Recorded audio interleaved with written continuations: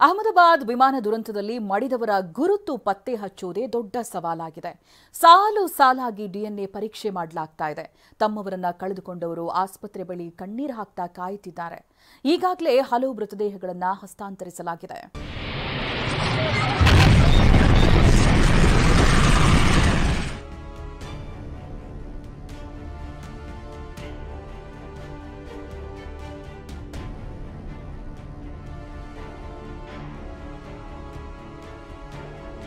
ವಿಮಾನ ದುರಂತ, ಮೃತರ ಗುರುತು ಪತ್ತೆ ಹಚ್ಚಲು ಹರಸಾಹಸ. ನಿರಂತರ ಡಿಎನ್ಎ ಪರೀಕ್ಷೆ, 19 ಮೃತದೇಹಗಳ ಹಸ್ತಾಂತರ. ಸುಟ್ಟು ಕರಕಲಾಗಿವೆ.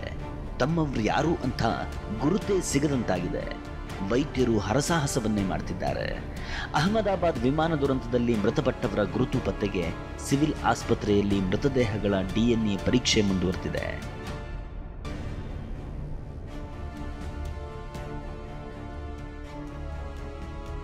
ಈವರೆಗೆ 39 ಮೃತದೇಹಗಳ ಡಿಎನ್ಎ ಮ್ಯಾಚ್ ಆಗಿದ್ದು 19 ಮೃತದೇಹಗಳನ್ನು ಸಂಬಂಧಿಕರಿಗೆ ಹಸ್ತಾಂತರ ಮಾಡಲಾಗಿದೆ. ಮೃತದೇಹ ಪಡೆಯೋಕೆ ಸಂಬಂಧಿಕರು ಸಾಲುಗಟ್ಟಿ ಕಾಯ್ತಿದ್ದಾರೆ. ಸಿವಿಲ್ ಆಸ್ಪತ್ರೆಯಲ್ಲಿ ಕುಟುಂಬಸ್ಥರ ಕಣ್ಣೀರ ಕೋಡಿಯೇ ಹರಿದಿದೆ.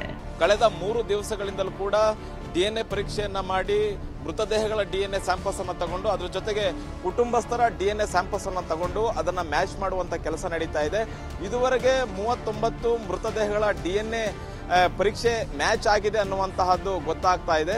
ಜೊತೆಗೆ 19 ಮೃತದೇಹಗಳ ಹಸ್ತಾಂತರವನ್ನು ಕೂಡ ಮಾಡಲಾಗಿದೆ. ಈಗ ಅಹಮದಾಬಾದ್ನ ಸಿವಿಲ್ ಆಸ್ಪತ್ರೆಯ ಮಾರ್ಚರಿ ಪ್ರದೇಶದಲ್ಲಿ ಒಂದು ವ್ಯವಸ್ಥೆಯನ್ನು ಕೂಡ ಮಾಡಲಾಗಿದೆ. ಮೃತದೇಹಗಳ ಹಸ್ತಾಂತರ ಮಾಡುವಂತಹ ಪ್ರಕ್ರಿಯೆ ಈಗ ಶುರುವಾಗಿರುವಂತಹದ್ದು ನೋಡ್ತಾ ಇರಬಹುದು. ಯಾರ್ಯಾರು ಸಂಬಂಧಿಕರಾಗಿರ್ಬೋದು, ಕುಟುಂಬಸ್ಥರಾಗಿರ್ಬೋದು, ಅವರುಗಳು ಬಂದಂಥವರಿಗೆ ಇಲ್ಲಿ ಕುಳಿತುಕೊಳ್ಳಲಿಕ್ಕೆ ವ್ಯವಸ್ಥೆಯನ್ನು ಕೂಡ ಮಾಡಲಾಗಿದೆ. ನೋಡ್ತಾ ಇರಬಹುದು, ಮೃತದೇಹಗಳನ್ನು ತೆಗೆದುಕೊಂಡು ಹೋಗಲಿಕ್ಕೆ ಅವರ ಕುಟುಂಬಸ್ಥರು ಕೂಡ ಬಂದಿರುವಂತಹದ್ದು.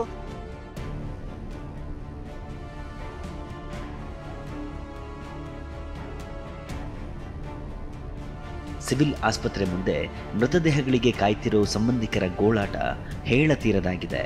ವಿಮಾನ ದುರಂತದಲ್ಲಿ ಹರ್ಷಿತ್, ಪೂಜಾ ದಂಪತಿ ಮೃತಪಟ್ಟಿದ್ದಾರೆ.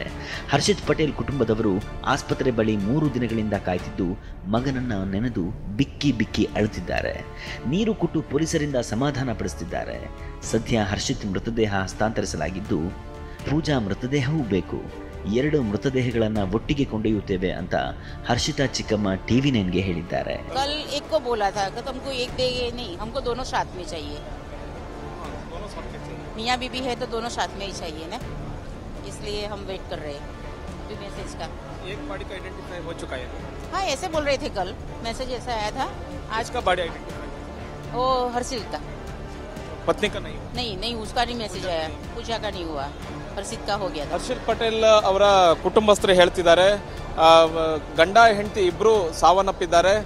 ಹರ್ಷಿಲ್ ಪಟೇಲ್ ಮೃತದೇಹ ಗುರುತು ಸಿಕ್ಕಿದೆ ಅನ್ನುವಂತಹದನ್ನ ಹೇಳ್ತಾ ಇದ್ದಾರೆ. ಆದರೆ ಹರ್ಷಿತ್ ಪಟೇಲ್ ಅವರ ಪತ್ನಿ ಆದಂತಹ ಪೂಜಾ ಪಟೇಲ್ ಅವರ ಮೃತದೇಹವನ್ನು ಕೂಡ ನಾವು ತೆಗೆದುಕೊಂಡು ಹೋಗ್ತೀವಿ. ಎರಡು ಮೃತದೇಹಗಳನ್ನು ನಾವು ಒಟ್ಟಿಗೆ ತೆಗೆದುಕೊಂಡು ಹೋಗ್ತೀವಿ. ಒಂದು ಮೃತದೇಹವನ್ನ ಮಾತ್ರ ನಾವು ತೆಗೆದುಕೊಂಡು ಹೋಗೋದಿಲ್ಲ ಅನ್ನುವಂಥದ್ದನ್ನು ಹೇಳ್ತಾ ಇದ್ದಾರೆ. ಡಿಎನ್ಎ ಟೆಸ್ಟ್ನಲ್ಲಿ ವಿಮಾನ ದುರಂತದಲ್ಲಿ ಮೃತಪಟ್ಟ ಖುಷ್ಬೂ ರಾಜಪುರೋಹಿತ್ ಮೃತದೇಹ ಗುರುತಿಸಲಾಗಿದೆ. ಆಸ್ಪತ್ರೆ ವೈದ್ಯರು ಕುಟುಂಬಸ್ಥರಿಗೆ ಕರೆ ಮಾಡಿದ್ದಾರೆ. ಮೃತದೇಹ ಕೊಂಡೊಯ್ಯಲು ಜೋಧ್ಪುರದಿಂದ 50 ಜನ ಸಂಬಂಧಿಕರು ಬಂದಿದ್ದಾರೆ.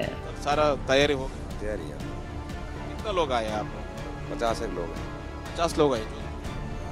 ವಿಮಾನ ದುರಂತದಲ್ಲಿ ಮೃತಪಟ್ಟಂತವರ ಒಂದು ಜೋಧ್ಪುರದ ಒಬ್ಬರು ಪ್ರಯಾಣಿಕರ ಮೃತದೇಹ ಪತ್ತೆ ಆಗಿದೆ. ಆ ಮೃತದೇಹವನ್ನು ತೆಗೆದುಕೊಂಡು ಬಂದು ಹೋಗಿ ಅನ್ನುವಂಥ ನಿಟ್ಟಿನಲ್ಲಿ ಇಲ್ಲಿನ ಅಹಮದಾಬಾದ್ನ ಸಿವಿಲ್ ಆಸ್ಪತ್ರೆ ವೈದ್ಯಾಧಿಕಾರಿಗಳು ಈ ಕುಟುಂಬಸ್ಥರಿಗೆ ಕಾಲ್ ಮಾಡಿದ್ದಾರೆ. ಹಾಗಾಗಿ ಇವರು ಜೋಧ್ಪುರದಿಂದ ಬಂದಿದ್ದಾರೆ. ಇವತ್ತು ಬಾಡಿ ಸಿಗುತ್ತೆ, ಇವತ್ತು ತೆಗೆದುಕೊಂಡು ಹೋಗ್ತೀವಿ ಜೋಧ್ಪುರ್ಗೆ ಅನ್ನುವಂಥದ್ದನ್ನು ಹೇಳ್ತಾ ಇದ್ದಾರೆ. ಮತ್ತೆ ಒಂದು 50 ಜನ ಜೋಧ್ಪುರದಿಂದ ಬಂದಿದ್ದಾರೆ ಮೃತದೇಹವನ್ನು ತೆಗೆದುಕೊಂಡು ಹೋಗ್ಲಿಕ್ಕೆ. ಲಂಡನ್ಗೆ ಪ್ರಯಾಣ ಮಾಡ್ತಿದ್ದ ಕಲ್ಪನಾ ಪ್ರಜಾಪತಿ ಡಿಎನ್ಎ ಹೊಂದಾಣಿಕೆ ಆಗಿದ್ದರಿಂದ ಮೃತದೇಹ ಹಸ್ತಾಂತರ ಮಾಡಲಾಗಿದೆ. ಕಲ್ಪನಾ ಮೃತದೇಹವನ್ನು ಗುಜರಾತ್ನ ವಡೋದರಾದಲ್ಲಿರುವ ಮನೆಗೆ ತಂದು ಪೂಜೆ ಪುನಸ್ಕಾರ ಮಾಡಿ ಅಂತ್ಯಕ್ರಿಯೆಯನ್ನು ನಡೆಸಲಾಗಿದೆ.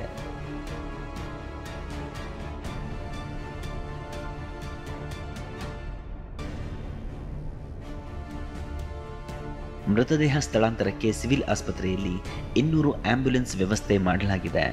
ಗುಜರಾತ್ನ ಬೇರೆ ಜಿಲ್ಲೆಗಳು ರಾಜಸ್ಥಾನ ಹಾಗೂ ಖಾಸಗಿ ಆಂಬ್ಯುಲೆನ್ಸ್ಗಳನ್ನು ಕರೆಸಲಾಗಿದೆ. ಮೃತದೇಹಗಳ ಗುರುತು ಪತ್ತೆಯಾಗುತ್ತಿದ್ದಂತೆಯೇ ತಡ ಮಾಡದೆ ರವಾನಿಸಲು ಪ್ರಯತ್ನಿಸಲಾಗುತ್ತಿದೆ. ಮೃತದೇಹಗಳ ರವಾನೆಗೆ ಬರೋಬ್ಬರಿ 591 ಸಿಬ್ಬಂದಿಯನ್ನು ನಿಯೋಜಿಸಲಾಗಿದೆ.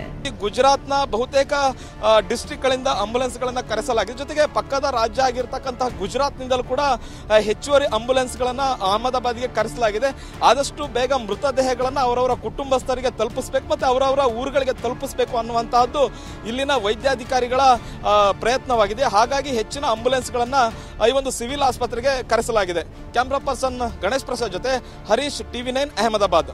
ಇನ್ನು ಅಹಮದಾಬಾದ್ ವಿಮಾನ ದುರಂತದಲ್ಲಿ ಮಡಿದವರ ಗುರುತು ಪತ್ತೆ ಹಚ್ಚುವುದೇ ದೊಡ್ಡ ಸವಾಲಾಗಿದೆ. ಸಾಲು ಸಾಲಾಗಿ DNA ಪರೀಕ್ಷೆ ಮಾಡಲಾಗ್ತಿದೆ. ತಮ್ಮವ್ರನ್ನ ಕಳೆದುಕೊಂಡವರು ಆಸ್ಪತ್ರೆ ಬಳಿ ಕಣ್ಣೀರು ಹಾಕ್ತಾ ಕಾಯ್ತಿದ್ದಾರೆ.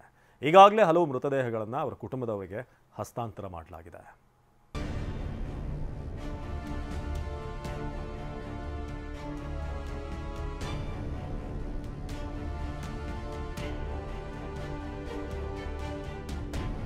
ವಿಮಾನ ದುರಂತ, ಮೃತರ ಗುರುತು ಪತ್ತೆ ಹಚ್ಚಲು ಹರಸಾಹಸ. ನಿರಂತರ DNA ಪರೀಕ್ಷೆ, 19 ಮೃತದೇಹಗಳ ಹಸ್ತಾಂತರ.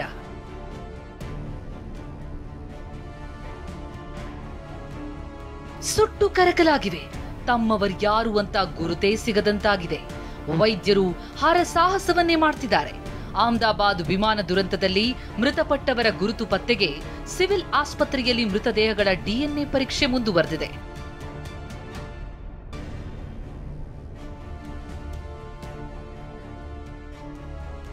ಈವರೆಗೆ 42 ಮೃತದೇಹಗಳ DNA ಮ್ಯಾಚ್ ಆಗಿದ್ದು 19 ಮೃತದೇಹಗಳನ್ನ ಸಂಬಂಧಿಕರಿಗೆ ಹಸ್ತಾಂತರ ಮಾಡಲಾಗಿದೆ.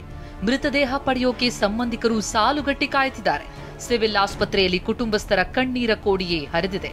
ಕಳೆದ 3 ದಿವಸಗಳಿಂದಲೂ ಕೂಡ DNA ಪರೀಕ್ಷೆಯನ್ನ ಮಾಡಿ ಮೃತದೇಹಗಳ DNA ಸ್ಯಾಂಪಲ್ಸ್ ಅನ್ನು ತಗೊಂಡು ಅದರ ಜೊತೆಗೆ ಕುಟುಂಬಸ್ಥರ DNA ಸ್ಯಾಂಪಲ್ಸ್ ಅನ್ನು ತಗೊಂಡು ಅದನ್ನ ಮ್ಯಾಚ್ ಮಾಡುವಂತ ಕೆಲಸ ನಡೀತಾ ಇದೆ. ಇದುವರೆಗೆ 39 ಮೃತದೇಹಗಳ DNA ಪರೀಕ್ಷೆ ಮ್ಯಾಚ್ ಆಗಿದೆ ಅನ್ನುವಂತಹದ್ದು ಗೊತ್ತಾಗ್ತಾ ಇದೆ. ಜೊತೆಗೆ 19 ಮೃತದೇಹಗಳ ಹಸ್ತಾಂತರವನ್ನು ಕೂಡ ಮಾಡಲಾಗಿದೆ. ಈಗ ಅಹಮದಾಬಾದ್ನ ಸಿವಿಲ್ ಆಸ್ಪತ್ರೆಯ ಮಾರ್ಚರಿ ಪ್ರದೇಶದಲ್ಲಿ ಒಂದು ವ್ಯವಸ್ಥೆಯನ್ನು ಕೂಡ ಮಾಡಲಾಗಿದೆ. ಮೃತದೇಹಗಳ ಹಸ್ತಾಂತರ ಮಾಡುವಂತಹ ಪ್ರಕ್ರಿಯೆ ಈಗ ಶುರುವಾಗಿರುವಂತಹದ್ದು ನೋಡ್ತಾ ಇರಬಹುದು. ಯಾರ್ಯಾರು ಸಂಬಂಧಿಕರಾಗಿರ್ಬೋದು, ಕುಟುಂಬಸ್ಥರಾಗಿರ್ಬೋದು, ಅವರುಗಳು ಬಂದಂಥವರಿಗೆ ಇಲ್ಲಿ ಕುಳಿತುಕೊಳ್ಳಲಿಕ್ಕೆ ವ್ಯವಸ್ಥೆಯನ್ನು ಕೂಡ ಮಾಡಲಾಗಿದೆ. ನೋಡ್ತಾ ಇರ್ಬೋದು, ಮೃತದೇಹಗಳನ್ನು ತೆಗೆದುಕೊಂಡು ಹೋಗಲಿಕ್ಕೆ ಅವರ ಕುಟುಂಬಸ್ಥರು ಕೂಡ ಬಂದಿರುವಂತಹದ್ದು.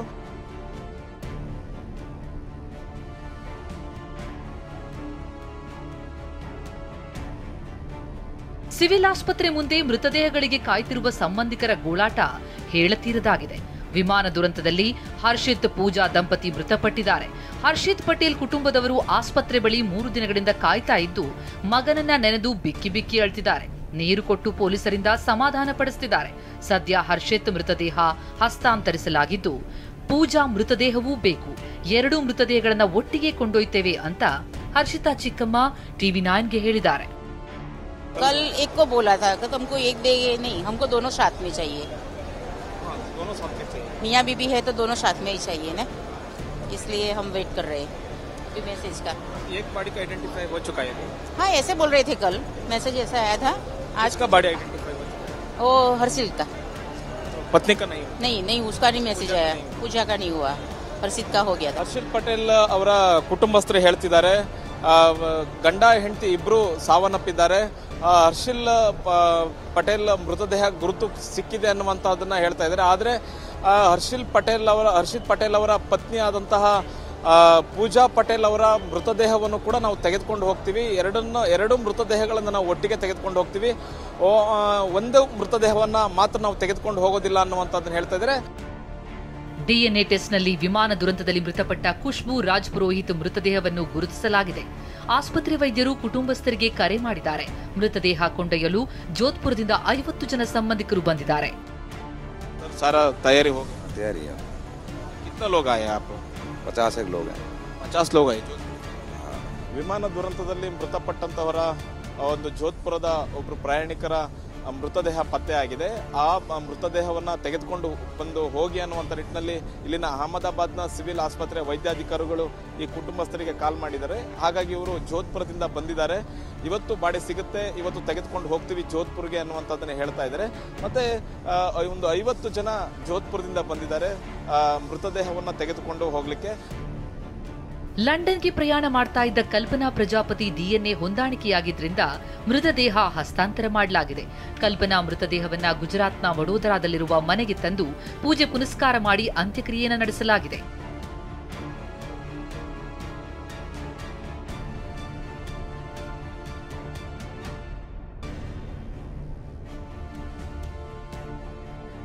ವಿಜಯ್ ರೂಪಾನಿ ಮೃತದೇಹದ ಡಿಎನ್ಎ ಮ್ಯಾಚ್. ನಾಳೆ ನಡೆಯಲಿದೆ ಗುಜರಾತ್ ಮಾಜಿ ಸಿಎಂ ಅಂತ್ಯಕ್ರಿಯೆ. ಇನ್ನು ಗುಜರಾತ್ ಮಾಜಿ ಸಿಎಂ ವಿಜಯ್ ರೂಪಾನಿ ಮೃತದೇಹದ ಡಿಎನ್ಎ ಮ್ಯಾಚ್ ಮಾಡೋದು ಸವಾಲಾಗಿತ್ತು. ಇದೀಗ ಕೊನೆಗೂ ಡಿಎನ್ಎ ಮ್ಯಾಚ್ ಮಾಡಲಾಗಿದೆ. ಡಿಎನ್ಎ ಮೂಲಕ ವಿಜಯ್ ರೂಪಾನಿ ಮೃತದೇಹವನ್ನ ಪತ್ತೆ ಹಚ್ಚಲಾಗಿದೆ. ನಾಳೆ ರಾಜ್ಕೋಟ್ನಲ್ಲಿ ರೂಪಾನಿ ಅಂತ್ಯಕ್ರಿಯೆ ನೆರವೇರಲಿದೆ.